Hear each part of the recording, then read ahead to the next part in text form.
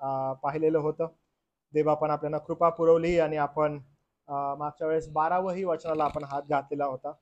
आणि मी जसं तुम्हाला सांगितलेलं आहे की आपला हा जो प्रवास आहे 6व्या अध्यायाचा तो थोडासा लांब जाईल, कारण याच्यामध्ये ख्रिस्ती विश्वासणाऱ्याचं जे युद्ध आहे त्या युद्धासंदर्भात सांगण्यात आलेलं आहे. आणि ते युद्ध रक्तमांसाबरोबर नाही, तर असं म्हटलेलं आहे की अंधकारमय जगाच्या अधिपती बरोबर हे युद्ध आहे, आकाशातील दुरात्म्यांबरोबर हे युद्ध आहे असं सांगण्यात आलेलं आहे. आणि त्यामुळे या वचनाकडे आपण मनन करत असताना मी वारंवार प्रत्येक वेळेस आपली जी आपला जो प्रवास आहे इफिस्करास पत्राचा त्याची आठवण मी तुम्हाला करून देत आहे की इफिस्करास पत्र अध्याय 1, अध्याय 2, अध्याय 3 काय सांगत आहेत, अध्याय 4 पासूनची सुरुवात नेमकी काय आहे आणि अध्याय 5 मध्ये आणि अध्याय 6 मध्ये नेमकं काय आहे. तर अध्याय 1, 2 आणि 3 मध्ये मनुष्याची जी अवस्था आहे त्या अवस्थेसंदर्भात सांगण्यात आलेलं आहे.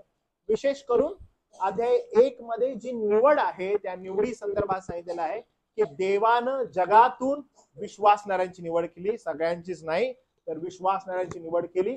जे हरवलेले आहेत त्यांना शोधाव्यास आणि त्यांना ताराव्यास आलेला प्रभू येशू ख्रिस्त त्याच्या शिष्यांना अपॉइंट करतो आणि त्यांना सांगत आहे मी तुम्हाला एकटं सोडणार नाही. आणि आपण पाहिलं मग त्याच्या शुभवर्तमानात जाऊन की येशू ख्रिस्त मंडळीची स्थापना करतो, जे हरवलेले आहे जे तारलेले आहेत त्यांना मंडळीत घेऊन येतो. आणि दुसऱ्या अध्यायामध्ये इफिसच्या आपण हे पाहतो की त्या ठिकाणी तो तारणाऱ्याला म्हणतो की पहा तुझं जे नाव होतं ते नाव नेमकं लिहिलेलं कुठं होतं, तू कशासाठी अपॉइंटेड होतास, तू देवाच्या क्रोधासाठी अपॉइंट होतास, तुझ्यावर देवाचा क्रोध होता, नरक तुझ्यासाठी नेमलेला होता. हे तारण झालेल्या मनुष्या त्यातून तुला निवडलं, त्यातून तुला वेगळं केलं आणि तू ख्रिस्तामध्ये तारलेला आहे आणि त्याची आठवण तू करावी असं त्याला तो सांगत आहे. तारण तुझं कृपेनं झालेलं आहे असं त्याला तो दुसऱ्या अध्यायात सांगतो. तिसऱ्या अध्यायामध्ये तो म्हणत आहे की तुम्ही आता विश्वासू लोक आहे, जे तारण झालेले लोक आहात, जे विश्वासूपणे जगत आहात, आता तुम्ही कसं जगायला पाहिजे.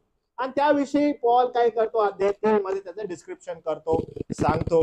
अध्याय 4 मध्ये तो आपल्याला येऊन सांगत आहे की जर तुम्हाला देवाचा आत्मा मिळालेला आहे तर तुम्ही कशा प्रकारे वर्तणूक करणं आवश्यक आहे. आणि अध्याय 4, अध्याय 5 त्याला अनुसरून गोष्टी आपल्याला सांगतो. विशेष करून अध्याय 5 मध्ये ख्रिस्ती मनुष्याला कसं जीवन जगावं याविषयी सांगण्यात आलेलं आहे. आणि मग अध्याय 6 जो आहे, अध्याय 6 वचन 9 पर्यंत कशा रीतीने जीवन जगलं पाहिजे अशाविषयी तो उत्तेजन देतो. आणि अध्याय 6 वचन 10 पासून आता फार सिस्टमॅटिकली तो जो सैतान आहे त्या सैतानासमवेत तुमचं युद्ध आहे आणि त्याच्या संदर्भात तुम्ही कसं जागृत असायला पाहिजे हे तो सांगत आहे. मी तुम्हाला सांगितलं की आपला जो शत्रू आहे सैतान त्याविषयी आपण समजणं गरजेचं आहे. आणि मग त्याच्याविषयी पवित्र शास्त्र एजेकिएल 28:14 मी प्रत्येक मेसेजच्या अगोदर या धूर्त सैताना संदर्भात सांगत आहे की तो पाखर घालणारा अभिषिक्त करूब असं म्हटलेलं आहे. लूक 11:15 मध्ये भूतांचा अधिपती असं त्याला संबोधलेलं आहे. 2 करिंथ 4:4 मध्ये या युगाचा देव, या युगाचं दैवत असं त्याला म्हटलेलं आहे. इफिस 2:2 मध्ये अंतरिक्षातील राज्याचा अधिपती असं त्याला संबोधलेलं आहे. जकर्या 3:1 मध्ये तो पवित्र शास्त्रामध्ये देवाच्या कार्याला विरोध करणारा असं संबोधलेलं आहे. मत्ते 4 आणि 6 मध्ये देवाच्या वचनाचा विपर्यास करणारा असं त्याला म्हटलेलं आहे. देवाच्या सेवकाला अडथळा करणारा असं पहिले थेसली 2:18 मध्ये म्हटलेलं आहे. सुवार्तेमध्ये अडथळा आणणारा 2 करिंथ 4:4 मध्ये म्हटलेलं आहे. पाशात पाडणारा जो नीतिमान आहे असंही त्याला संबोधलेलं आहे. आणि जग त्या दृष्टाला वश झालेले आहे असंही पवित्र शास्त्र आपल्याला सांगत आहे. तर असा हा धूर्त सैतान आहे. 12वं वचन जे आहे ते आपल्याला असं म्हणतं, कारण आपले युद्ध रक्तमांसाबरोबर नव्हे तर सत्ता, अधिकार, अंधकारमय जगाचे अधिपती, आकाशातला दुरात्मा समूह यांच्या बरोबर आहे. आपले युद्ध जी संकल्पना आहे त्या युद्ध या संकल्पनेकडे मी तुम्हाला नेतो. ज्या कॉन्टेक्स्ट मध्ये पॉल हे सांगत आहे हा कॉन्टेक्स्ट रोमचा कॉन्टेक्स्ट आहे. आणि रोमच्या कॉन्टेक्स्ट मध्ये युद्ध जे आहे आणि युद्ध विशेष करून जे लढलं जायचं त्या कॉन्टेक्स्ट मध्ये पॉल सांगत आहे की आपलं युद्ध रक्तमांसाबरोबर नाही. रोम जी लोक आहेत, जे एम्परर रोम जे एम्परर होतं त्या एम्परर मध्ये, त्या रोमी एम्पायर मध्ये जे युद्ध व्हायचं ते काही शूट नव्हतं बरं का, गोळ्याने धडाधड गोळ्या मारून टाकायचं असं काही नाही. किंवा एखादा लांब शत्रू आहे आणि लांबून त्याला एम करायचा आणि मग गोळीनं मारायचं असं युद्ध ते नाही. किंवा बॉम्ब हातगोळा आहे तो टाकायचा आणि मग शत्रूचा नाश करायचा, असंही ते युद्ध नव्हतं. तर बहुतांश जे युद्ध आहे ते हातांनी लढलं जायचं युद्ध, आणि हातांनी लढणारं जे युद्ध आहे त्याचा कॉन्टेक्स्ट काय करत आहे पॉल घेत आहे. त्यावेळेस जी हत्यारं वापरली जायची त्या हत्यारांचा उपयोग, ज्या त्यावेळेस जे पेहराव होता त्या पेहरावाचा उपयोग पॉल या ठिकाणी करत आहे की तुम्हाला आणि मला समजावं की आपलं युद्ध कशा बरोबर आहे आणि कोणत्या प्रकारचं आपल्याला आवरण आपल्या शरीरावर घेणं गरजेचं आहे, कोणत्या प्रकारे आपण तयारी असणं आवश्यक आहे. आणि त्याचं जे विशेष करून उदाहरण आहे ते पॉल घेत आहे. रोमचे जे सैनिक आहेत त्या सैनिकांचा जो पेहराव आहे त्याचा तो वापर घेत आहे. आणि म्हणून ज्यावेळेस युद्ध असं म्हटल्या तर युद्ध म्हटल्या आपण आपल्या डोळ्यासमोर जी गोष्ट यायला पाहिजे तर ती गोष्ट आहे युद्ध म्हणजे हातांनी लढणं जाणारं युद्ध. त्यामुळे युद्ध म्हणाल्या आज जसं रशिया युक्रेन चालू आहे किंवा इस्रायल आणि मग पॅलेस्टाईन आणि इराण असं जे युद्ध चालू आहे, प्लेन्स जात आहेत, बॉम्ब टाकत आहेत आणि त्या ठिकाणी मग नासधूस करत आहेत, असं ते युद्ध नाहीये. युद्ध म्हणाल्या या कॉन्टेक्स्ट नुसार आपल्या डोळ्यासमोर युद्ध यायला पाहिजे, ते हातांनी लढलं जाणारं युद्ध. आणि मग आपल्या पण ज्यावेळेस आपण भारतीय इतिहासाकडे बघतो तर एकदम जो 1800चा किंवा 1700 हा जो कालखंड आहे 1700-1800 त्यावेळेस ही जी युद्ध लढलं जायचं ते बहुतांश वेळेस हाताने लढलं जायचं. कालांतरानं आपण शिवाजी महाराजांच्या काळात बघतो की तोप गोळे आले आणि तोप गोळे येऊन त्यांनी ते नासधूस करायचे, पण त्याच्या अगोदर जे लढलं जायचं युद्ध आहे ते हातांनी लढलं जाणारं युद्ध. म्हणून आपल्या डोक्यामध्ये युद्ध म्हणाल्या या कॉन्टेक्स्ट मध्ये हातांनी लढलं जाणारं युद्ध हा आपल्या डोक्यामध्ये सगळ्यात पहिला विचार आला पाहिजे, आणि त्यासाठी मी तुमची ही तयारी करत आहे. तर मग हे युद्ध लढत असताना सगळ्यात पहिला जो शत्रू आहे ज्याचं इंट्रोडक्शन मी तुम्हाला केलं, तर हा शत्रू जो आहे याचं पवित्र शास्त्र तुम्हाला आणि मला काही डिस्क्रिप्शन देतं, आणि त्या डिस्क्रिप्शन कडे पाहिल्यानंतर आपल्याला असं दिसतं की हा काही साधा सुद्धा शत्रू आपल्याला दिसत नाहीये ज्याच्यासाठी युद्ध आहे, ज्याच्यासाठी युद्ध तुम्हाला आणि मला करायचं आहे. हा साधा सुद्धा शत्रू नाहीये. तर हा कोण आहे, तर 12 वचन फार स्पष्ट रीतीनं ही गोष्ट नमूद करतं की तो सत्ता, अधिकार, अंधकारमय जगाचे अधिपती, ओके सिंग्युलर नाहीये प्लुरल आहे, तर अंधकारमय जगाचे अधिपती, दुरात्मा समूह म्हणजे पुन्हा सिंग्युलर नाहीये प्लुरल आहे, दुरात्मा समूह म्हणजे एकच नाही तर अनेक दुरात्मे आहेत जे पृथ्वीवर पसरलेले आहेत यांच्या बरोबर आहे, दुरात्मा समूह यांच्या बरोबर आहे. त्यामुळं हा जो शत्रू आहे हा त्याचे जे हस्तक आहेत ते संपूर्ण पृथ्वीभर पसरलेले आहेत. हस्तक कसे आहेत? पृथ्वीभर पसरलेले आहेत, आणि हे पृथ्वीभर पसरलेल्या हस्तकांबरोबर युद्ध आहे. जर युद्ध आहे तर त्याची तयारी कशा रीतीने होणं आवश्यक आहे, तुम्ही काय पेहराव करायला पाहिजे हे आवश्यक आहे. आणि या ठिकाणी आपण थोडंसं वाचत असताना आपल्याला काय दिसत आहे मी तुम्हाला सांगतो. हा काय करत आहे किंवा ह्याचा नाश नेमका कसा करतो, तर हा बाह्य नाश करत नाही. ही सगळ्यात पहिला गोष्ट आपल्याला लक्षात घ्यायला पाहिजे की आपला जो बाह्य नाश आहे हा त्याचा फोकस नाही. म्हणजे तुमचं आणि माझं शरीर खराब व्हावं, तुमचा आणि माझा हात तुटावा, तुमचा आणि माझा पाय तुटावा किंवा तुमचा जीव जावा नाही, ह्याचा फोकस फार क्लिअर आहे. ह्याचा फोकस आहे तुमच्या आत्म्याचा नाश व्हावा, तुमच्या आत्म्याचा नाश व्हावा, आणि तुम्ही त्याचं जे जग आहे त्याचा जो प्लॅन आहे त्या प्लॅन मध्ये समाविष्ट असावा. आणि त्या अनुषंगानं हा काय करताय, त्याची प्लॅन, त्याच्या योजना, त्याच्या ऑफर्स, प्रलोभन ह्या सगळ्या घेऊन तो येते. आणि हा जो आहे याचा जो हल्ला आहे तो हल्ला प्राथमिक दृष्टिकोनातून मनुष्याला आनंददायी आणि आल्हाद देणारा असतो. हा एवढा डेंजरस शत्रू आहे की त्याचा प्राथमिक हल्ला किंवा त्याचा हल्ला तुम्हाला हल्ला वाटत नाही, त्याचा हल्ला तुम्हाला वाटतो की किती चांगला आहे, किती गोड आहे, किती अद्भुत आहे. का तर मूळतः त्यांचा बाप जो सैतान आहे, या दुरात्मा समूहांचा बाप जो सैतान आहे त्यानं वन्स फॉर ऑल माणसाचा गेम केलेला आहे. आणि कुठे केलाय माहितीये का तो? एदेन बागेमध्ये. वन्स फॉर ऑल त्यानं काय केलेलं आहे, त्यानं मनुष्यामध्ये मरण उत्पन्न केलं, त्यानं मनुष्यामध्ये पाप उत्पन्न केलं. आणि हा संपूर्ण मनुष्य मूळतः भ्रष्ट झाला. ओके, हे इम्पॉर्टंट आहे बरं का. भ्रष्ट होत, डागाळला गेला. डागाळला गेला, हो, डागाळला गेला तो पूर्ण मनुष्य. त्यामुळं ज्या वेळेस हे दुरात्मा समूह आत्म्याचा नाश करायला येतात, त्यावेळेस ह्या त्यांच्या पप्पानं जी गोष्ट केलेली अगोदर, त्याचा परिणाम हा होत आहे की त्या प्रलोभनांकडे मूळ असणारं हे जे पाप आहे ते आकर्षित होतं, आणि ते आकर्षित होतं आणि ते तसं करायला लागतं. And what exactly Christ did for us? ख्रिस्तानं वधस्तंभावर प्राण देऊन पुनरुत्थित होऊन तो विजयी ख्रिस्त झाला, आणि त्यानं त्याच्या मंडळीला निवडलं, त्यानं त्याच्या मंडळीला वेगळं केलं. आणि म्हणून मागच्या वेळेचा संदेश तुम्ही आठवा, you and me have been saved. आपण मी सारखं सांगत होतो की आपण तारलेले आहोत. We have been saved. आपण म्हणतो सेव्ड, तारलेले. तारलेले म्हणजे कुठून? या जगापासून. म्हणजे अख्खं जग या सैतानानं काय केलं? आपल्या विळाख्यात घेतलं, आणि त्यानं काय केलं? ते घेऊन स्वतःकडे ठेवलं.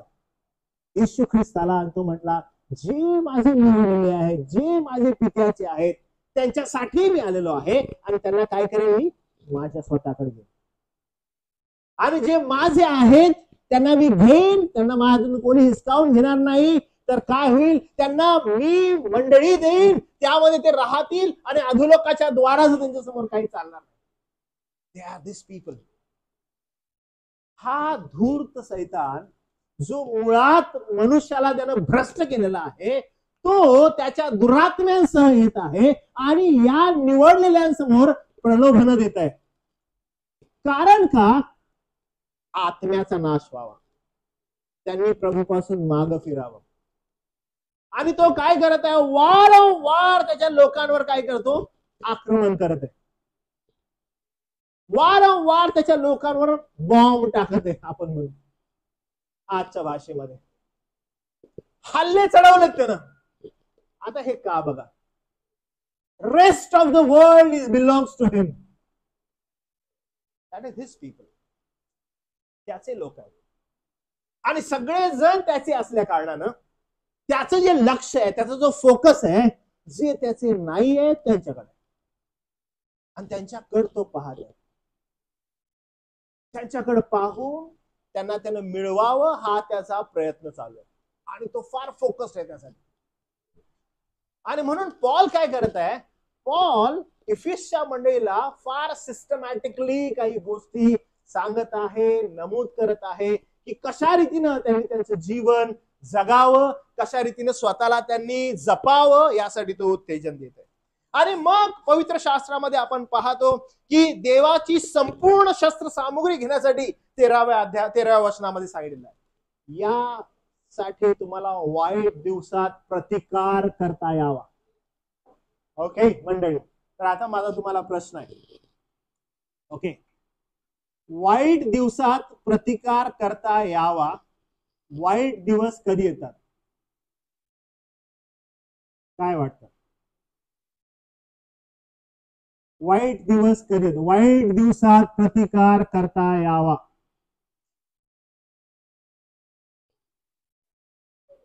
जेव्हा हातबल होतो तेव्हा,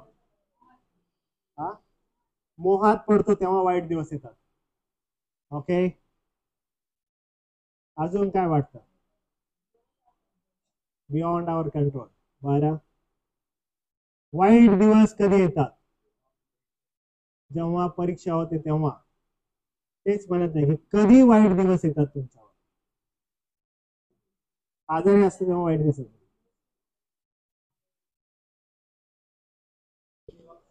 every day. Okay, every day. Okay, time every second, every time. वाईट दिवस कधी आहेत? Every day, every time, every second. हो, किती डेंजर आहे. तुम्हाला वाईट दिवसात प्रतिकार करता यावा म्हणून देवाची शस्त्र सामुग्री धारण करा. आपल्याला कधी कधी वाटतं आता बाहेर चाललायस बरं का, आता तू कपडा घाला, आता तयार हो. एव्हरी डे, एव्हरी टाइम वाईट दिवसात प्रतिकार करता यावा म्हणून देवाची शस्त्र सामुग्री धारण करा. ओके, बायबल मध्ये पहा बरं तुमच्या आता. ओके, 13 वचन बघा पवित्र शास्त्रामध्ये, 6वा अध्याय आणि 13 वचन. यास्तव तुम्हास वाईट दिवशी विरोध करायला व सर्व काही केल्यावर टिकून राहायला समर्थ असावे म्हणून देवाची शस्त्र सामुग्री घ्या. ओके, टिकून राहायचंय, देवाची शस्त्र सामुग्री घ्या. आता ही जी वचनं आहेत ना बघा, पहिलं वचन ते 14 वचन आणि ह्या वचनाकडे बघितल्यावर काय सांगतं बघा. यास्तव सत्याने आपली कंबर बांधून नीतिमत्वाचे उरस्त्राण धारण करून शांतीच्या सुवार्तेने बनलेल्या सिद्धका पायी घाला. ओके, या ज्या 3 गोष्टी आहेत ना, ओके, या ज्या 3 गोष्टी आहेत, एकूण 6 या ठिकाणी तुम्हाला दिसतात. या ज्या फर्स्ट 3 गोष्टी आहेत, या 3 गोष्टी युद्धाच्या अगोदर, म्हणजे लिटरली युद्ध होणार आहे ना, युद्धाच्या अगोदर तुम्हाला घालायचं असतं आणि त्यासाठी तुम्ही तयार राहायचं असतं. रिमेनिंग ज्या 3 आहेत ना, जेव्हा वास्तविक युद्धाला सुरुवात होते, वास्तविक ज्यावेळेस युद्धाला सुरुवात होते, देन यू रीड दिस 16 वचन. यास्तव या सर्वांखेरीज जिच्या योगे त्या दृष्टाचे सगळे जळते बाण तुम्हाला विझवता येतील. म्हणजे युद्धाला सुरुवात झालेली आहे आणि ज्यावेळेस युद्धाला सुरुवात होते, वास्तविक ज्यावेळेस युद्ध येतं, त्या वास्तविक युद्धामध्ये ज्यावेळेस बाण येतात, तर असं म्हटलं सर्व जळते बाण तुम्हाला विझवता येतील. ती विश्वासरूपी ढाल हाती घ्या, तारण रूपी शिरस्त्राण व देवाचे वचन अशी आत्म्याची तलवारी घ्या. रिमेनिंग 3 जे आहे ते लिटरली वास्तविक ज्यावेळेस युद्धासाठी जाता तुम्ही आणि वास्तविक युद्ध ज्यावेळेस करायला लागतात त्यावेळेस रिमेनिंग 3 असायला पाहिजे. पण फर्स्ट 3 जे आहेत, ते फर्स्ट 3 तुम्ही चालताय, बोलताय, उठताय, बसताय, झोपताय, एव्हरीवेअर. म्हणजे तो सैनिक काय करतो माहितीये का, की इनफॅक्ट आता मी लढाईसाठी जात आहे, मग मी उरस्त्राण घालतो, मग मी तयारी करतो. नाही, तो झोपत पण त्याच्या बरोबर आहे. तो त्याचे सॉक्स, त्याचे शूज, त्याचे लेस लूज नाही करत आहे, तो बिलकुल तयार आहे.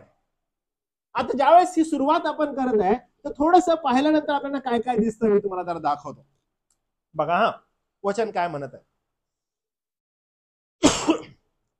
वचन 14 जे आहे त्यामध्ये तिसऱ्यांदा पॉल जो आहे तो मंडळीला सांगत आहे की उभं राहा, म्हणजे तयार राहा, हलू नका अजिबात. You should be ready always. बिलकुल रेडी पाहिजे, हलायला नाही पाहिजे, म्हणजे लूज नाही पडायला पाहिजे. त्यासाठी तो काय म्हणतो, सत्यानं आपली कंबर कसा. काय म्हणत आहे सगळ्यात पहिला, सत्यानं आपली कंबर कसा. ओके, कंबर कसणं कधी होतं माहितीये का तुम्हाला, बेल्ट, इंग्लिश मध्ये त्याला बेल्ट असं म्हटलेलं आहे. तर ज्यावेळेस कंबर कसण्यासाठी सांगितलं जातं, तर कंबर कसत असताना आता समजा आपला जो बेल्ट असतो, जो आपण जे पुरुष स्त्रिया जो बेल्ट घालतात, तो बेल्ट आपण असं करत असतो, मग ते खूक असतं त्यामध्ये अडकवतो आणि मग इकडे अडकवतो. ओके, ज्या बेल्ट साठी पॉल म्हणत आहे ना, जो रोमी सरदारांचा जो बेल्ट आहे किंवा शिपायांचा बेल्ट आहे, तो काही असा एकाच टोकाने घालणारा जो बेल्ट आहे, त्याला 2 टोका असायचे. आणि जसं आपण नाडा बांधतो ना घट्ट, तर तशा प्रकारचे ते बेल्ट असायचे. म्हणजे लिटरली ते बाइंड करायचे गाठा मारून एकमेकांना. आणि त्यामुळे एक लूज जी असणारी गोष्ट आहे, सैल ज्याला आपण मराठीमध्ये म्हणतो, सैल जर असेल आणि जर तो समजा हाताने लढाई करायची आणि जर सैल पॅन्ट घालून गेला तर कसं होईल बरं. हाताने लढाई करायची आणि पॅन्ट सैल आहे, एक पॅन्ट पकडेल, हाताने लढाई करेल, कसं दिसेल ते, विचित्र वाटेल ना. तर पवित्र शास्त्र जे आहे ते फार सिस्टमॅटिकली सांगत आहे की प्रत्यक्ष ज्यावेळेस लढाई सुरू होते, ती लढाईमध्ये खंबीरपणे उभं राहण्यासाठी आणि खंबीरपणे भूमिका घेण्यासाठी त्यानं सत्यानं कंबर कसणं आवश्यक आहे. आणि त्यासाठी हा धूर्त सैतान काय करतो किंवा कशाला आपण सत्यानं कंबर कसायला पाहिजे. पहिली गोष्ट, आज्ञाधारकपणा जो आहे तो आज्ञाधारकपणा अवलंबला पाहिजे. कारण लूज आहे. लूज काय गोष्ट आहे माहितीये का? सिद्धांतिक गोंधळ, खोटेपणा, हे सगळं आतमध्ये असतं. आणि त्याच्यामुळं तुम्ही ज्या युद्धासाठी चाललेला आहात किंवा ज्या युद्धाची तयारी तुम्ही करायला आहात ना, जर हे तुमच्यामध्ये जर असेल, यू विल बी फेल्ड. सगळ्यात पहिली गोष्ट, तुम्हाला आठवतं आपल्या चर्चमध्ये आपण लबाडपणाविषयी संदेश दिलेला होता. हे लबाडपणा जो असतो आणि लबाडपणा हा किती डेंजर आहे ते आपण पाहिलेलं होतं. जेव्हा ह्या युद्धासाठी आपल्याला तयार व्हायचं किंवा युद्ध लढायला तुम्हाला आणि मला जायचं, मी तुम्हाला पुन्हा सांगितलं की हा जो धूर्त सैतान आहे तो फार डेंजर आहे आणि त्याचा एकच उद्देश आहे की तुमच्या आणि माझ्या आत्म्याचा नाश व्हावा, तुमचं शरीर तुटावं, तुमची गर्दन उडवून टाकावे. हा त्याचा प्लॅन नाही आहे. त्याचा प्लॅन फार क्लिअर आहे. काय की हे माझे नाहीत आणि यांच्यावर मला हल्ला करायचा.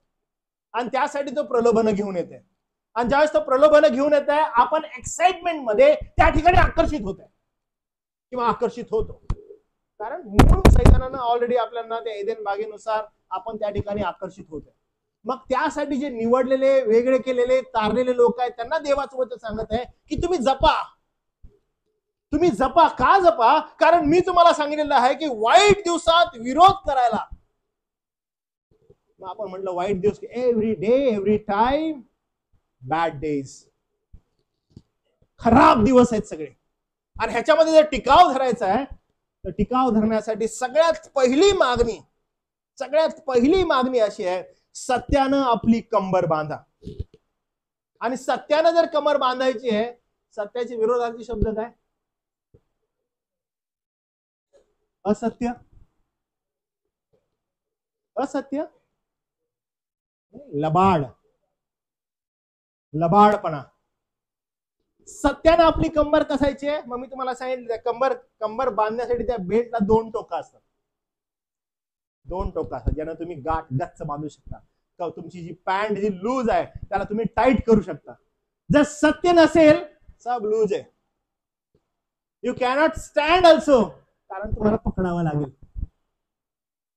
त्यामुळे सत्यानं कंबर कसणं म्हणजे लबाडपणा तुमच्यापासून दूर होणं. लबाडपणा कोणकोणत्या गोष्टी संदर्भात आहे?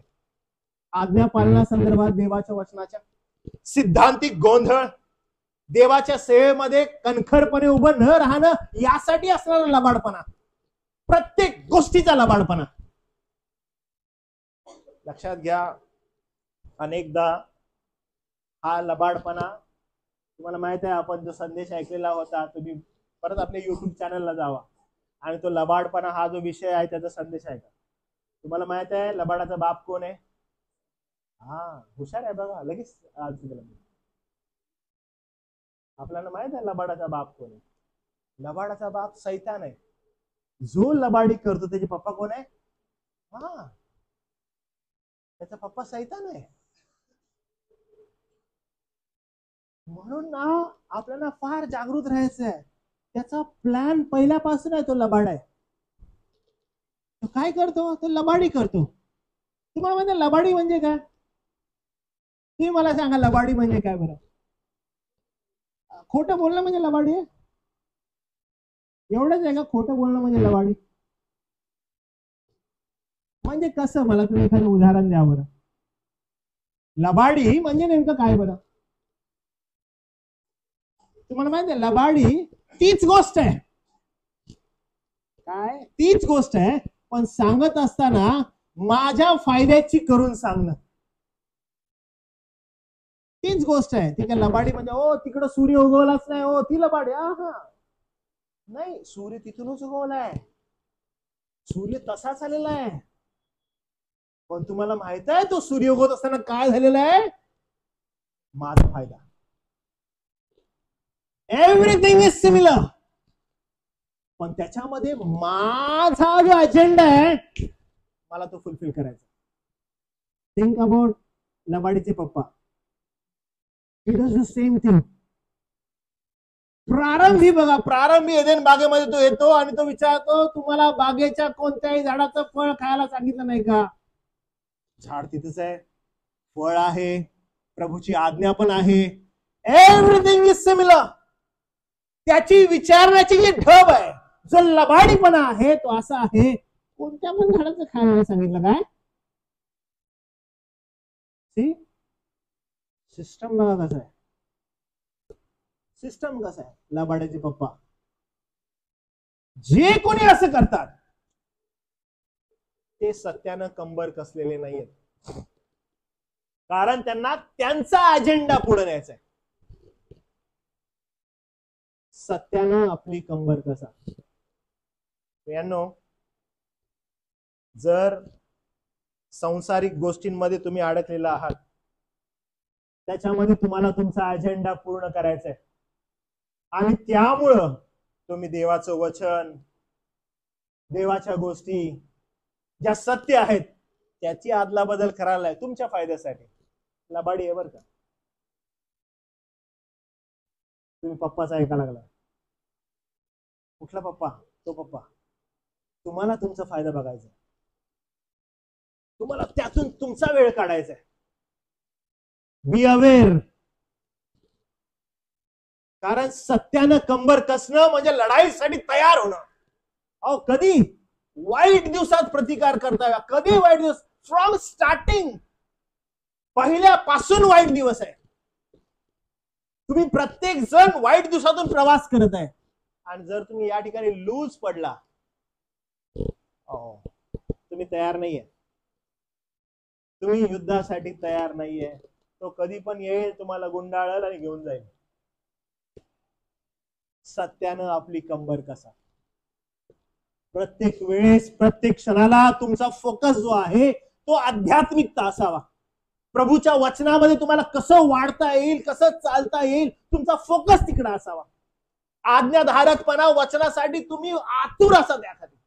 त्याची बदबदली करू नका लबाडी बरोबर. सत्यानं कंबर कसणं म्हणजे काय सैल फिटिंगचा कपडा अंगरखा घालणं नाही, टाईट. कारण मी पुन्हा सांगतो की आपलं युद्ध हे रक्त मांसाबरोबर नव्हे, मनुष्याबरोबर नव्हे, तर जो आत्म्याचा नाश करण्यासाठी झटत आहे त्याच्याबरोबर आहे.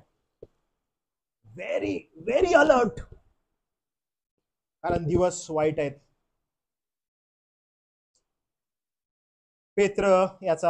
पहिले पेत्र याचा पहिला अध्याय आणि 13 वचनामध्ये पण सिमिलर गोष्ट पेत्र सांगत आहे. पहिला अध्याय आणि 13 वचन. तो म्हणतो, तुम्ही आपल्या मनरूपी कंबरा बांधा आणि सावध राहून येशू ख्रिस्ताचे प्रगटीकरण होण्याच्या वेळीस तुम्हास प्राप्त होणाऱ्या कृपेवर पूर्ण आशा ठेवा. कुठं आपलं फोकस आहे? मनरूपी कंबर बांधा म्हणजे आपला जो टार्गेट आहे, आपला जो फोकस आहे तो प्रभू येशू ख्रिस्त ठेवा, आणि त्याचं जे प्रगट होणं आहे त्याकडे आपला एकदम दृष्टिकोन लावा. हे प्रत्येक ख्रिस्ती विश्वासणाऱ्यासाठी आवश्यक असणारं वचन आहे. मनरूपी कंबर बांधणं, सत्यानं कंबर बांधणं म्हणजे तुमचा ओघ, तुमचं लक्ष हे फक्त आणि फक्त प्रभूचं वचन असणं गरजेचं आहे. तुम्हाला माहित आहे सत्य काय आहे? सत्यानं कमर बांधणं. लबाडपण आपल्याला कळला. सत्यानं कमर बांधणं म्हणजे खरं बोलणं असं आहे का? सत्यानं कमर बांधणं म्हणजे काय करणं?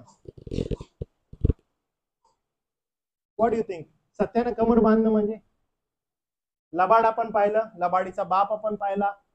ओके, मग सत्यानं कमर बांधायची म्हणजे कशी बांधायची? See what Bible says.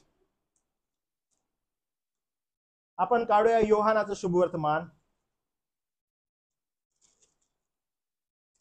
याचा 17वा अध्याय आणि वचन 17.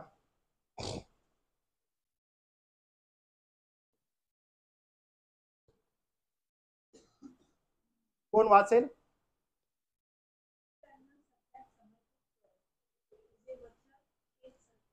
काय आहे बरं सत्य? काय आहे सत्य? वचन आहे. सत्यानं कंबर बांधणं म्हणजे ख्रिस्ताच्या वचनाने कंबर बांधणं. दुसरं काहीच नाही.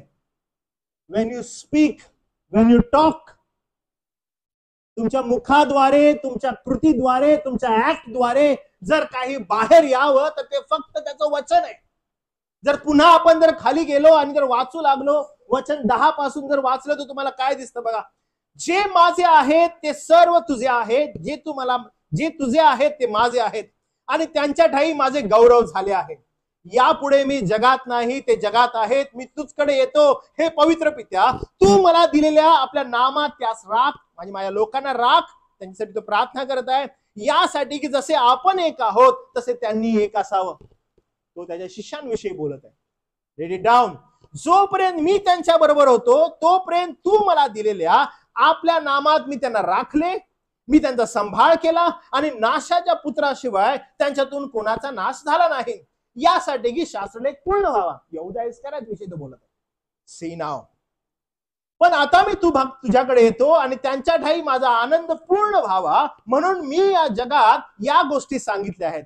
मी तुझे वचन त्यास दिले आहे. जगाने त्यांचा द्वेष केला, कारण जसा मी जगाचा नाही तसे तेही जगाचे नाहीत. जग त्यांचा द्वेष करत आहे कारण जगाने माझा द्वेष केलेला आहे. शिष्यांविषयी बोलत आहे. पुढे बघा, तू त्यास जगातून काढून घ्यावे अशी मी विनंती करत नाही, तर तू त्यास वाईटापासून राखावे अशी करतो. कोण वाईट? तो सैतान. आणि प्रभू येशू ख्रिस्त प्रार्थना करत आहे आपल्या शिष्यांसाठी आणि त्यांना म्हणताय की प्रभू, मी तुझ्याकडे विनंती करतो माझ्या पित्या की त्यांना जगातून तर घेऊ नको, पण त्यांना वाईटापासून राख. अरे बापरे, वाईटापासून राखायचं आहे? हो. मग वाईटापासून जर राखायचं आहे तर कसं राखणं आवश्यक आहे? ते कसे जपू शकतील स्वतःला? तर मग त्यासाठी वचन असं म्हणतं, जसा मी जगाचा नाही तसे तेही जगाचे नाहीत. तू त्या सत्यात पवित्र कर. त्यांना वाईटापासून राख आणि त्यांना सत्यात पवित्र कर. अरे बापरे, प्रभू वाईटापासून राखण्यास, सत्यात पवित्र करण्यास कसं होऊ शकेल? तो म्हणतो, माझं वचन, तुझं वचनच काय आहे? सत्य आहे. तो त्या ठिकाणी सांगत आहे की तुझे वचन हेच सत्य आहे. जसे तू मला जगात पाठवले तसे मीही त्यांना जगात पाठवले. आता पहा, इफिस्करास पत्र याचा 6वा अध्याय वचन 10 पासून. या जगामध्ये तो म्हणत आहे, मी तुम्ही आहात, युद्ध आहे, दिवस वाईट आहेत आणि मग या वाईट दिवसात तुम्हाला युद्ध करायचं आहे. कसं कराल? सत्यानं आपली कंबर बांधा. प्रभू, सत्यानं कंबर बांधणं म्हणजे काय? मी जी प्रार्थना केलेली होती माझ्या शिष्यांसाठी, तू त्यांना वाईटापासून राख. हे जग कसं आहे? हे जग वाईटानं भरलेलं आहे. वाईट दिवसात प्रतिकार करता यावा. अरे, वाईटानं भरलेलं जग आहे. ह्याच्यामध्ये कसं शक्य आहे की ते स्थिर उभं राहू शकतील? They cannot be loose. फक्त एकाच गोष्टीनं, तुझ्या वचनाच्या सत्यानं. परत बघा पुढे काय लिहिलंय, 20व वचन. मी त्यांच्यासाठी केवळ नाही तर त्यांच्या वचनावरून जे माझवर विश्वास ठेवतात त्यांच्यासाठीही विनंती करतो. त्यांचं वचन म्हणजे हे प्रभू, जे तुझं वचन त्यांना मिळालेलं आहे ते वचन ऐकून जे माझ्यावर विश्वास ठेवतात, म्हणजे तुम्ही आणि मी, त्यांच्यासाठी मी विनंती करतो. त्यामुळे हे फार गरजेचं आहे. वाईट दिवसात प्रतिकार करता यावा म्हणून जर कोणती गोष्ट तुम्हाला आवश्यक आहे तर ती आहे प्रभूचं वचन. आणि त्याने कंबर कसणं गरजेचं आहे. Every time. मी तुम्हाला पुन्हा सांगतो, वाईट दिवसात हे जे सैनिकांचं उदाहरण पॉल देत आहे, हे रोमन सोल्जर्स झोपत असताना पण त्यांना ठाऊक नाही की आम्हाला जे वास्तविक युद्ध आहे त्यासाठी कधी जायचंय. म्हणून ते झोपत असतानाही आपल्या ज्या पायाच्या पादुका आहेत त्या बांधलेल्या, कंबर जी आहे ती टाईट, उरस्थान जे आहे ते घातलेलं, यासाठी की ज्या वेळेस तो भोंगा वाजेल आणि वास्तविक युद्धाला सुरुवात होईल, आम्ही लगेच तयार असावं. लिटरल युद्धासाठी आम्ही तयार व्हावं.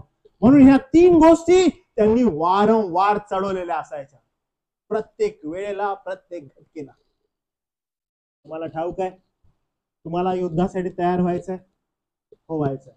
First thing and first expectation from you काय आहे? सत्यानं कंबर कसा. सत्य काय आहे? सत्य त्याचं वचन आहे. आणि त्या वचनाच्या मध्ये काय येतं? लबाडी. कोणती लबाडी?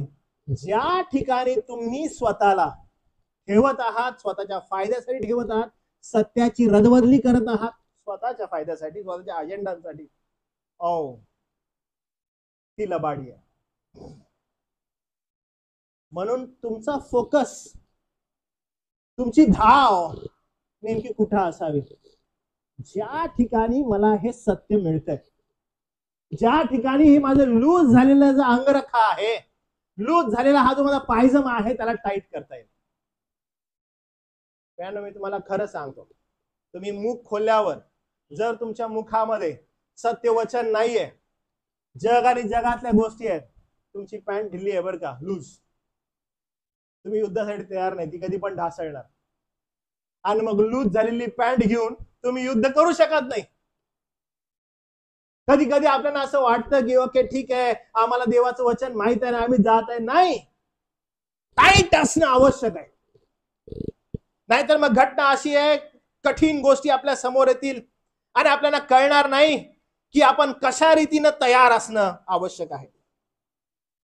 ज्या ठिकाणी सत्य नाही, देवाचं वचन नाही, तुम्हाला माहित आहे ती जागा कोणी घेतली? ढोंगीपणानं.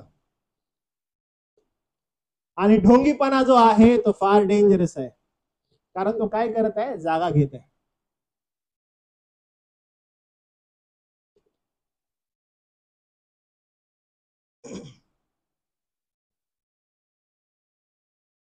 आपण ज्या वेळेस प्रगटीकरणाचं अध्ययन करत आहे आणि आपण मागच्या आठवड्यामध्ये इफिसच्या मंडळीला जे पत्र लिहिलेलं आहे पौलानं, आणि त्या पत्रामध्ये तो एका गोष्टीसाठी त्यांना अप्रिशिएट करतो. जे तुम्ही बायबल स्टडी अटेंड केला, मला सांगा बरं, कोणत्या गोष्टीसाठी तो अप्रिशिएट करतो त्या मंडळीला? काय केलं त्यांनी? खोट्या शिक्षणाला विरोध केला. That is important. जे खोटे त्यांना त्यांनी काय केलं? पॉल म्हणतो तुम्ही ओळखलं त्यांना. जे खोटे आहेत त्यांना तुम्ही काय केलं? ओळखलं. जे ढोंगी आहेत त्यांना तुम्ही काय केलं? ओळखलं. फर्स्ट थिंग, निकोलाइटन्स जे आहे त्याचा तुम्ही द्वेष केला, कारण मी त्यांचा द्वेष करतो तो म्हणतो. पण पहिली गोष्ट त्यांना अप्रिशिएट करतो की तुम्ही त्यांना ओळखलं.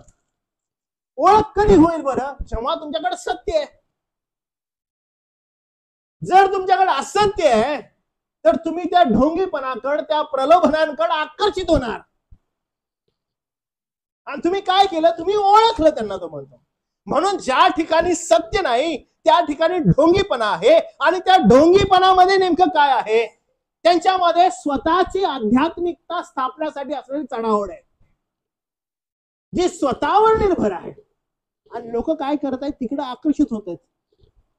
आणि जे प्रभूचे आहेत ते काय करतील? त्या ढोंगीपणाला ओळखतील, ते ढोंगीपणाला जाणतील.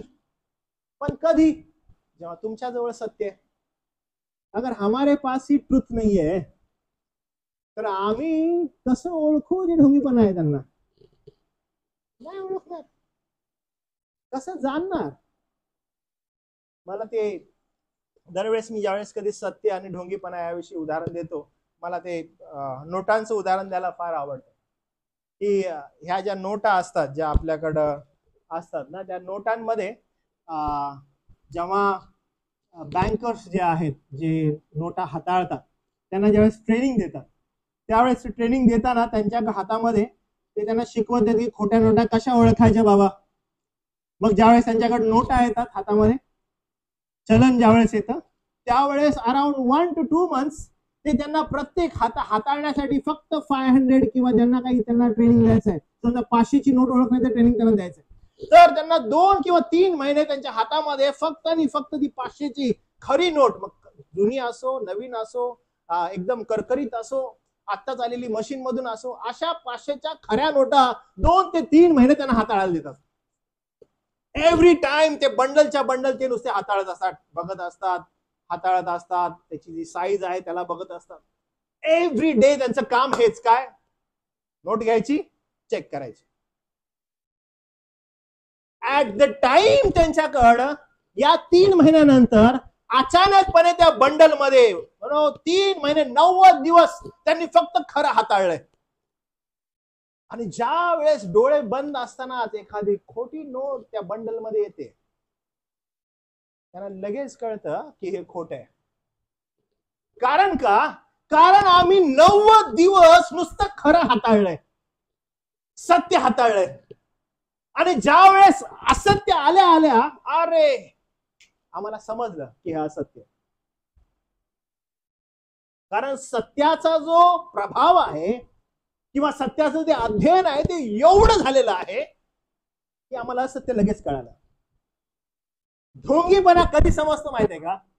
जेव्हा सत्याची आवड असते, जेव्हा सत्यामध्ये तुम्ही तल्लीन असता, जेव्हा सत्य तुम्हाला आकर्षित करतं, मग काय होईल? ढोंगीपणा लगेच निदर्शनास येईल. आणि त्यामुळं आपण त्यापासून जपू शकतो. 2 तिमोथी 2 अध्याय आणि 4 वचन बघा. 2 तिमोथी 2 अध्याय आणि त्याचं 4 वचन. पॉल जो आहे तो तिमोथ्याला एनकरेज करत असताना काही गोष्टी त्यासमोर मांडतो.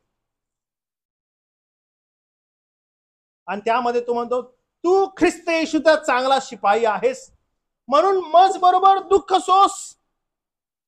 आणि जेव्हा तू मज बरोबर दुःख सोसशील, तू एक चांगला शिपाई होशील. कारण ज्या वेळेस तुझ्याजवळ सत्य आहे आणि त्या सत्याला घेऊन तू पुढे जात आहेस, लक्षात घे हे वाईट आहे. काय वाईट आहे? हे जग, हे दिवस वाईट आहेत. आणि ह्या वाईट दिवसांमध्ये तुला प्रतिकार करता येईल आणि ते तुझ्यावर हल्ला करायला येतील. जगातील अनेक दुःख, अनेक क्लेश तुझ्यासमोर मांडतील.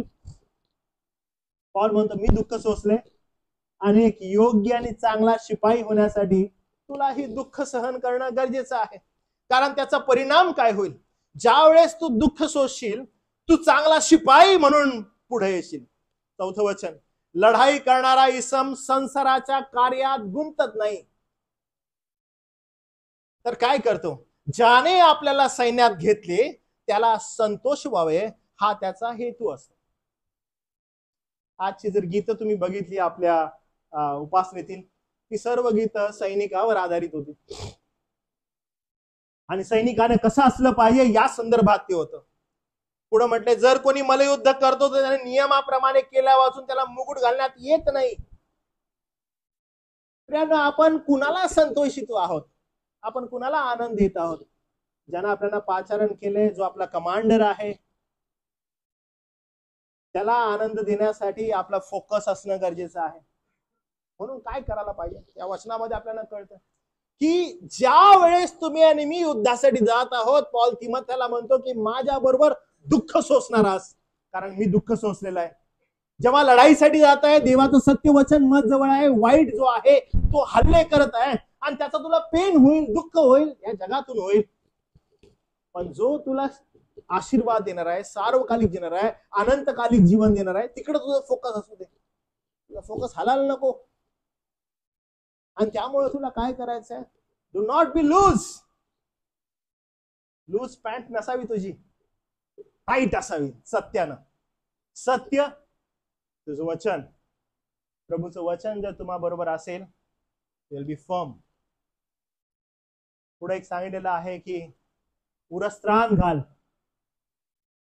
आणि जेव्हा उरस्त्राणाकडे आपण जातो, तर उरस्त्राण जे आहे त्या कालखंडामध्ये असं म्हटलेलं आहे की एखादा चमड्याचा तुकडा असायचा, जाड चमडं, आणि ते चमडं उरस्त्रांवरून घालण्यात यायचं. कधी कधी जनावरांची जी हाडं आहेत त्या हाडांचा उपयोग पण व्हायचा उरस्त्रांवरून, आणि ती छातीवर लादली जायची, यासाठी की जो आतला जो नाजूक अवयव आहे आतला, ज्याच्यावर हल्ला केल्यावर मनुष्य मरू शकतो, तर ते वाचण्यासाठी छातीवर ब्रेस्टप्लेट त्याला म्हणतात इंग्लिशमध्ये, तर ती छाती वाचवण्यासाठी ते अशा प्रकारे उरस्त्राण घालायचे. हाडांचे तुकडे आपल्या छातीवर लावायचे. आणि मी तुम्हाला पुन्हा सांगतो की ते लावून ते झोपत असताना, चालत असताना, बोलत असताना, जेवत असताना, एव्हरी टाइम ते त्यांच्या जवळ असायचं.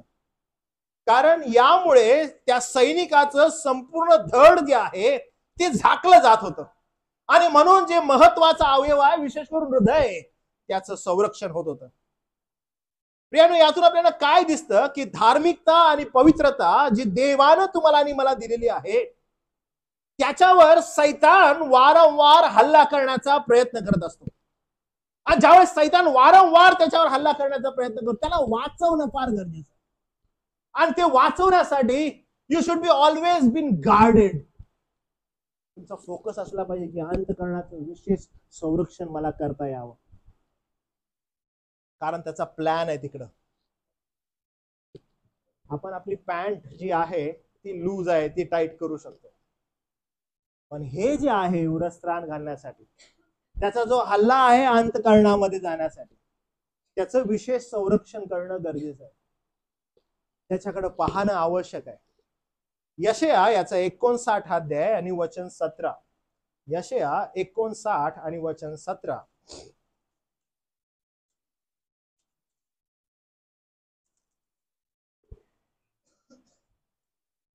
त्याने उरस्त्राणाप्रमाणे न्यायत्व धारण केले व आपल्या मस्तकी तारण रूप शिरस्त्राण घातले. सूडरूपी पेहराव तो ल्याला, अवशेप रूप झगाने आपले अंग त्याने झाकले.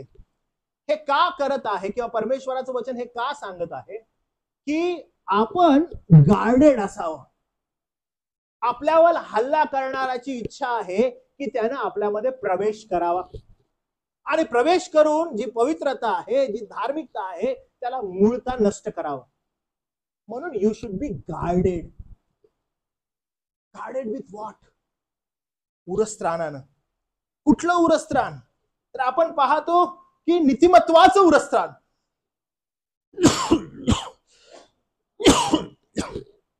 हे नीतिमत्वाचं उरस्त्राण तुम्हाला आणि मला धारण करणं गरजेचं आहे. इथं लूज नाही पडायचंय, कारण त्याचा हल्ला तुमच्या अंतःकरणाचा ताबा घेणं. आणि नीतिमत्वाचं उरस्त्राण ज्यावेळेस तुम्ही धारण करता त्यावेळेस तुम्ही स्वतःला गार्ड कराल. 2 करीन 7 अध्याय आणि पहिलं वचन.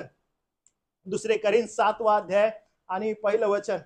तुम्ही स्वतःला गार्ड करण्यासाठी कसं करू शकता. यास्तव प्रियजन हो, आपणाला ही वचने मिळाली म्हणून देहाला व आत्म्याला अशुद्ध करणाऱ्या सर्वापासून आपण स्वतःला शुद्ध करावे आणि देवाचे भय बाळगून पावित्र्याची परिपूर्ती करावी.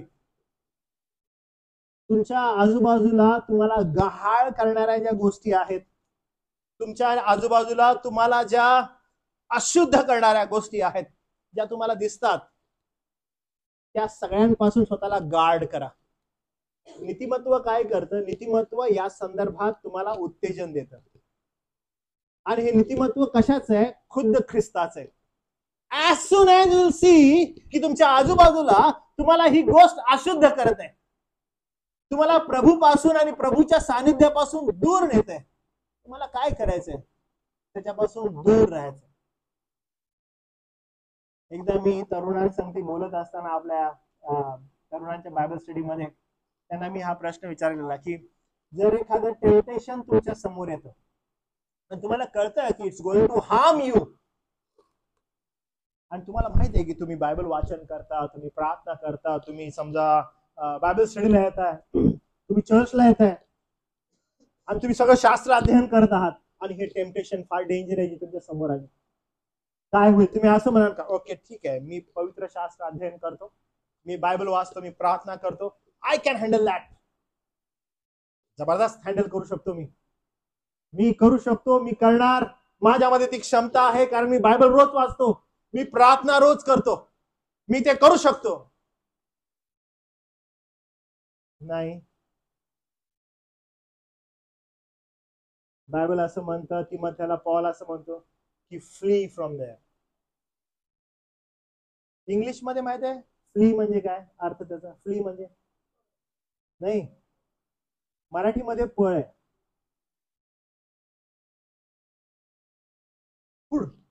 उड़ के जाना है भाई, रह नहीं उधर. म्हणजे तिथं तुला थांबायचंच नाहीये. जी गोष्ट तुला अशुद्ध करत आहे जी गोष्ट तुला डॅमेजिंग आहे, तू नाही थांबू शकत. काय नाही, मोबाईल मध्ये आय कॅन मॅनेज, मी स्वतःला मॅनेज करू शकतो, कंट्रोल आहे माझा स्वतःवर. अरे मी हे पाहत आहे, काय नाही, कंट्रोल आहे. नाही, पवित्र शास्त्राला माहित आहे की तुम्ही कोण आहात. पप्पा कोण आहे आणि त्यानं कसं केलेलं आहे गेम. तुम्ही टिकाव धरू शकणार नाही. पवित्र शास्त्र म्हणतं की पवित्रता, नीतिमत्वता जी आहे याच्यामध्ये टिकाव धरायचा आहे, आणि तुम्हाला कळत आहे की तुमचं जीवन अशुद्ध होणार आहे. तुम्हाला त्याच्यासाठी बसून हितगुज करत बसायचं. नो, आय कॅन हँडल ना, आय कॅन टॉक ना, मी करतो, मी हळूहळू हळू करतोय, सगळं मॅनेज करतो. पूर्वी फक्त 10 ओढायचो, आता फक्त 2 वर आलोय. पूर्वी एक एक बाटली संपवायचो, आता अर्धीवर चालूय. मी करतोय, प्रयत्न चालू आहे माझा. नाही, जेव्हा पवित्रता तुम्हामध्ये आहे आणि अशुद्धता जी टपून आहे तुमच्या आतमध्ये प्रवेश करण्यासाठी,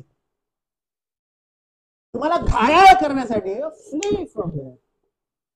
पवित्र शास्त्र आपल्याला सांगतं की म्हणून देहाला व आत्म्याला शुद्ध करणाऱ्या, तुमच्या देहाला आणि आत्म्याला अशुद्ध करणाऱ्या सर्वांपासून आपल्याला शुद्ध करावे, म्हणून देवाचे भय बाळगून पावित्र्याची परिपूर्ती करावी.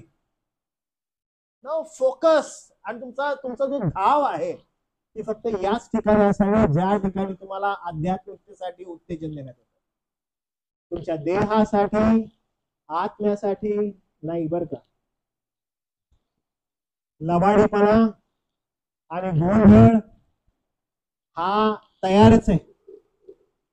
सत्याची जागा घेऊन गोंधळ उत्पन्न करणं, आकर्षित करणं, देहाच्या गोष्टी ऑफर करणं, या तयारच आहेत. आणि पवित्रतेपासून तुम्हाला दूर नेण्यासाठी तो धूर्त सैतान जो आहे तो बिलकुल गरजणाऱ्या सिंहासारखा कुणाला गिळावं म्हणून शोधत फिरत आहे. पहिले थेसलिकरास पत्र 5वा अध्याय आणि वचन 8. परंतु जे आपण दिवसाचे आहोत ते आपण सावध असावे. तुम्ही रात्रीचे नाहीये बर का. जे आपण दिवसाचे आहोत ते आपण सावध असावे.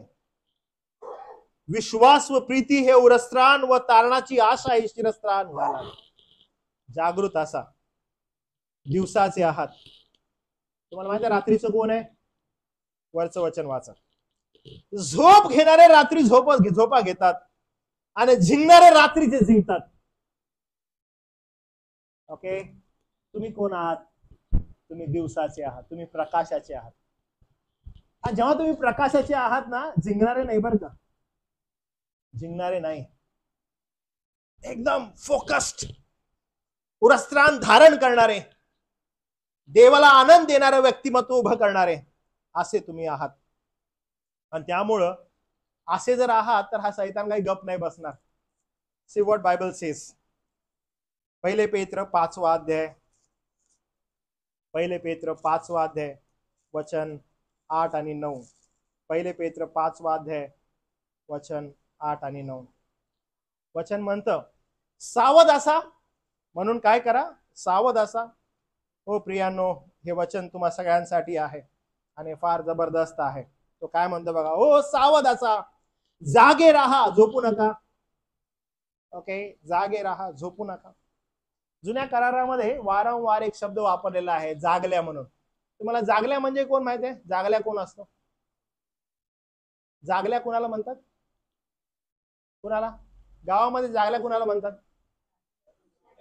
बरोबर, रात्री जो जागरण करतो. बरोबर. आणि काय करत असतो तो?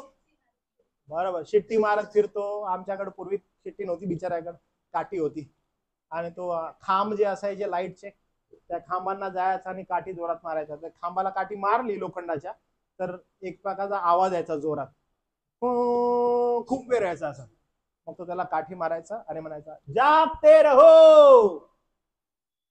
आता बघा त्यांना हे बोलला जागते रहो. लोक काय करतात, लोक झोपले आणि हा काय म्हणायचा, अरे का बरं असं असेल, जागते रहो म्हणायचा आणि पुढे जा. जागल्या तो होता. जागल्याचं काम काय असतं, लोकांना जागा ठेवणं. लोकांना जागा ठेवणं त्याचं काम असतं नाही. पण लोक काय करतात माहितीये का, जागल्यावर विश्वास ठेवतात. जागलाय बरं का, आम्ही सुरक्षित आहे बरं का, आम्ही मस्तपैकी झोपलोय. जागल्या एकच राऊंड मारतो बरं का असा, जागते रहो म्हणतो. लोकांना कॉन्फिडन्स आहे. सकाळी मग प्रत्येकाच्या घरी यायचा, 2-2, 3-3 रुपये प्रत्येक जण द्यायचे त्याला. का बाबा रात्री आमच्यासाठी जागला, जागल्या जाऊन झोपेल. जागल्या जाऊन झोपायचा. उद्देश काय याच्यामध्ये, जागल्या काय करतो, जागल्या कॉन्फिडन्स येतो की मी जागलोय. जागल्या कॉन्फिडन्स काय देत आहे, मी जागलोय, तुम्ही काय करा, झोपा. पण त्या झोपेमध्ये पण एक सुप्त जे विचार आहे तो काय आहे की जागल्याचा आवाज आला याचा अर्थ आम्ही जागृत आहोत, आम्ही जागृत आहे. हो जागल्या आम्हाला सांगतोय जागा. तर जागल्या काय करतो, आवाज देऊन जातो. इन अ सेम लाईन प्रभूचं जे वचन आहे ना, ते प्रभूचं वचन ज्यावेळेस तुम्ही म्हणता सावध असा, जागृत राहा. जागले आहे बर का पेत्र. देवाचा प्रत्येक सेवक जो प्रभूच्या वचनाची खरी सेवा करतो तो जागले आहे. तो जागला काय करतो, आवाज येतो आणि म्हणतो जागृत राहा. तुमच्यावर डिपेंड आहे, मेल्यासारखं झोपायचं झोपा, तुमचा प्रॉब्लेम आहे तो. काल मी तरुणांना पण त्यांच्या जीवनासंदर्भात ज्यावेळेस सांगत होतो, मी त्यांना म्हटलं तुम्ही मेंढरा असाल तर ऐका, शेरडा असाल तर निघून जाल. It's totally dependent on you. माझं काम काय, प्रभूने जे मला दिलंय तुम्हाला सांगावं. ऐकलं तुमचं चांगलं आहे, नाही ऐकलं तुमचं सांगते. का बरं जागल्या म्हणतो सावध राहा, जागृत राहा. का बरं, अरे जो हल्ला करणार आहे तो करत आहे, जागृत राहायला पाहिजे तुम्ही. कारण त्याचा जो ठाव आहे, त्याचा जो फोकस आहे तो नेमका कुठे आहे, तुमचं अंतःकरण. नाश, प्रलोभन, लबाडपणा हा सगळा समोर आहे. शास्त्र म्हणतं सावध असा, जागे राहा. जाग राहणं म्हणजे असे डोळे फाडून बघणं नाही बरं का, जागृत राहणं, चाणाक्ष राहणं. अरे तो नाश करणारा माझा नाश करायला येत आहे. वाईट दिवसात प्रतिकार करता यावा. वाईट दिवस, प्रत्येक दिवस वाईट आहे, मला जागृत राहायचंय. कुठून हल्ला येईल, कसा हल्ला येईल, मला जागृत राहायचंय, फार शार्प राहायचंय मला, कारण दिवस वाईट आहेत. तुमचा शत्रू सैतान, त्याचं डिस्क्रिप्शन बघितलं आपण, गरजणाऱ्या सिंहासारखा कोणाला गिळावे हे शोधित फिरत आहे. कुणाला गिळायला पाहिजे, ओके, कुणाला गिळेल बरं, ओके, सैतान किंवा हा जो सिंह आहे, काय हिंस्र पशु आहे, हा गिळतो की चावतो आणि चावून खातो? हा डायरेक्ट गिळतो. हा काय करतो, हिंस्र पशु काय करतो, सैतान सिंह काय करत असतो, बरोबर, येतो पहिला गळा पकडतो, पूर्ण नसा तुमच्या दाबतो, मारून टाकतो आणि मग मांसाचा तुकडा तोडतो आणि एक एक मांस खाऊ लागतो. पेत्र डिस्क्रिप्शन काय करतो की तो सिंह येऊन काय करेल, कुणाला गिळावं, हा युनिक त्याचा ऑब्झर्वेशन की तुमचा शत्रू सैतान हा काय करत आहे, तो चावत बसत नाही, लचके तोडत बसत नाही, तो डायरेक्ट गिळतो. हा डेव्हिड, हा गिळलो, सूरज, हा डायरेक्ट अंदर. असं करत नाही बसायचं कुरतडत, डायरेक्ट अंदर. आणि काय करत आहे तो बघत आहे कोण आहे. मंडळी, आतापर्यंत ऐकलेल्या संदेशानुसार कुणाला गिळेल वाटतं? नाव घेऊ नका बरं का. मला सांग की काय कॅरेक्टरिस्टिक्स असल्या तर गिळेल. कुणाला गिळावे हे शोधित फिरत आहे. पहिली गोष्ट, त्याच्यामध्ये सत्य नाही. ओके, वचनानुसार चालत नाही तो. 12, सहभागी देत नाही तो. 12, अजून काय वाटतं कुणाला गिळेल?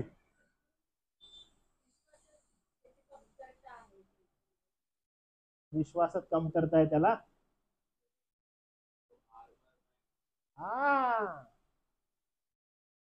फोकस रहा what message we are taking. ज्यानं आर्मर घातलेलं नाहीये, जो पॅन्ट लूज आहे भाई, ज्याच्यामध्ये शिरस्त्राण नाहीये, जो असाच आहे, who is not ready at all. Ready नाहीये. कशाने रेडी? अरे देवाच्या वचनाने. कशाने रेडी? नीतिमत्वाच्या उरस्थानाने रेडी. रेडी नाहीये. आणि रेडी कधी असायला पाहिजे तुम्ही? Every time. म्हणजे झोपताना? झोपताना तर काढून झोपतो.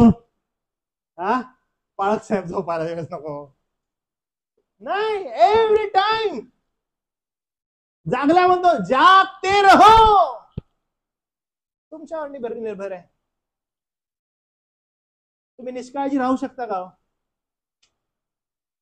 ख्रिस्ती मनुष्य कधीच निष्काळजी राहू शकत नाही.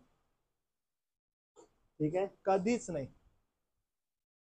मागच्या वेळेस मी तुम्हाला मंडळीत पण सांगितलं की तुम्ही कोणत्याही प्रकारे आपल्या जीवनामध्ये टेम्पटेशन्सला जागा देऊ शकत नाही. कारण तो गरजणाऱ्या सिंहासारखा कुणाला गिळावं शोधित फिरत आहे. गरजणाऱ्या सिंहासारखा. मी पुन्हा सांगतो बरं का, गरज न म्हणजे डरकाळ्या फोडून येतोय, हळूच येत नाही दबा धरून, मी आता तुला पकडतो. नाही, बँड बाजा वाजून येतो. आ राय मै, असं आहे ते. तुम्हाला असं वाटतं असा चोरून आला ना सैतान, काय सांगू माझ्या लाईफ मध्ये. हा, ऐसा नाही आता हो. तो फुल बँड बाजा घेऊन येतो, त्याची डरकाळी सांगते की तो आलाय म्हणून. म्हणजे इथं बसलेलं कोणी असं म्हणू नये काय अचानक माहिती झालं, कुणा समजलंच नाही बाळासाहेब, कसं मी पापात पडलो, मला कळालंच कसं नाही, मला माहित नाही. नाही होत असं. तो येत असताना मस्त डरकाळ्या फोडलेल्या त्यानं जोर जोरात, आलोय म्हणून मीच तयार नाही. मग येऊन काय केलं? गपक.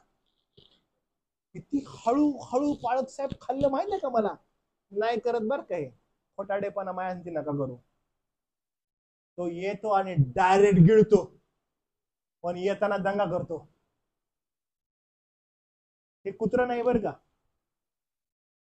कुत्र ना जो भुंकते है वो काटते नहीं. हे कुत्र नाही आहे, हा सिंह आहे. म्हणून फार जागृत राहा. हा सैतान फार डेंजर आहे. जी उपमा या ठिकाणी सैतानाने दिली आहे ती गरजणाऱ्या सिंहासारखी आहे. तो येतो आणि गिळतो. आता एवढंच नाही करत, म्हणून काय म्हटलं बघा, म्हणून शास्त्र पेत्र असं म्हणतो, त्याच्या विरुद्ध विश्वासात दृढ असे उभे राहा.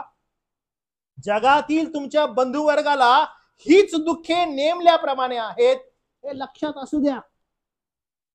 किती पाळक साहेब नुसतं तुम्ही आध्यात्मिक सांगताय, आम्हाला जगासारखं जरा जगू द्या. ओ पाळक साहेब काय लावले हे? आनंद जरा जगासारखा घेऊ द्या आम्हाला. नाही, तुम्ही या जगाचे नाही. जे काही तुम्हाला मिळवायचं आहे, जे काही प्राप्त करू इच्छिता, ते फक्त बंधुवर्गांबरोबरच आहे तुमचं life. Be wise when you choose your friends. Be wise. तुम्ही कुणाला मित्र म्हणून निवडता, खूप वाईज असा. कोणाला निवडलेलं आहे, कोण तुमच्या संगती आहे. तुम्ही थोडा वेळ दुःख सोसल्यावर आपल्या सार्वकालिक गौरवात यावे म्हणून ज्याने ख्रिस्तामध्ये तुम्हाला पाचारण केले, तो सर्व कृपेचा देव स्वतः तुम्हास पूर्ण दृढ व सबळ करेल. तो सार्वकालिक जीवनात आपल्याला घेऊन जाणार हा आपला विश्वास आहे. आणि त्या आनंदासमोर या जगातील जे आनंद आहेत, जे तात्पुरत्या प्रमाणाची प्रलोभनं आहेत, ते शून्य आहेत. तुमचा फोकस, तुमचा आनंद हा फक्त ख्रिस्त असणं आवश्यक आहे. जपा सगळ्यांनी स्वतःला या प्रलोभनांपासून, या सैतानाच्या कृत्यांपासून, या वाईट दिवसांमध्ये तुम्हाला प्रतिकार करता यावा. आज 2 गोष्टी आपण शिकलो. सत्यानं कंबर कसा, नीतिमत्वाचं उरस्त्राण घ्या, कारण तो गरजणाऱ्या सिंहासारखा येत आहे. आणि मी तुम्हाला सांगितलं, लपून छपून नाही, तो येईल आणि तो गिळून टाकेल. तुम्हाला जागृत राहायचं. तुमच्या आणि माझ्यामध्ये ती क्षमता नाही, म्हणून परमेश्वरासमोर स्वतःला समर्पित करा आणि विश्वासात दृढ उभे राहा. जिथं तुम्हाला आध्यात्मिकतेसाठी उत्तेजन मिळतं त्या ठिकाणी आकर्षित व्हा. देव आप करो या वचनाद्वारे तुम्हाला त्याची कृपा करू. प्रार्थना करूया आपण. प्रभू देव बापा, आम्ही तुझे मनापासून आभार मानतो, तुला स्तुती करतो आजच्या या संदेशाबद्दल. देव बापा, मनापासून तुझी उपकार स्तुती करत तुझ्या चरणाजवळ येतो. तू महान अद्भुत देव आहेस. तुझी दया देवा तू आम्हावर केलेली आहेस. ख्रिस्त येशू मध्ये देवा तू आम्हाकडे पाहिलंस. या जगामध्ये जगत असताना प्रभू अनेक प्रलोभनं आहेत. सैतान तुझ्या लोकांवर हल्ले चढवत आहे. यामुळे देवा ज्यावेळेस आम्ही जगाकडे पाहतो, जगाच्या दृष्टिकोनातून प्रभू देवापा हा मूर्खपणा आहे. पण आध्यात्मिक दृष्टिकोनातून आम्ही देवा त्या युद्धामध्ये आहोत. आम्हाला त्या प्रत्येक गोष्टीला प्रतिकार करता यावा म्हणून देवा तुझी कृपा पुरव. आमचा विश्वास तू वाढव आणि तुझंच गौरव देवा आम्हाला करता येईल अशी संधी तू प्राप्त करून दे. आम्ही प्रभूजी तुला मान महिमा देतो, कारण देवापा ख्रिस्त येशू मध्ये आम्हावरती ही कृपा देवा तू केलीस. तुला गौरव देत, तुला मान देत, तुला सन्मान देत, तुला समर्पित होत केलेली प्रार्थना तारणारा प्रभू येशू ख्रिस्त याच्या नावात केली म्हणून देवा तू ऐक. आमेन.